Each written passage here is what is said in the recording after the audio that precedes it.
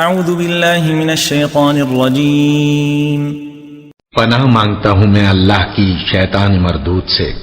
ولا تهنوا في ابتغاء القوم إن تكونوا تألمون فإنهم يألمون كما تألمون وترجون من الله ما لا يرجون وكان الله عليما حكيما۔ اور ان کفار کا پیچھا کرنے میں سستی نہ کرنا۔ اگر تم بے آرام ہوتے ہو تو جس طرح تم بے آرام ہوتے ہو اسی طرح وہ بھی بے آرام ہوتی ہیں، اور تم تو اللہ سے ایسی ایسی امیدیں رکھتے ہو جو وہ نہیں رکھتے، اور اللہ سب کچھ جانتا ہے، بڑی حکمت والا ہے۔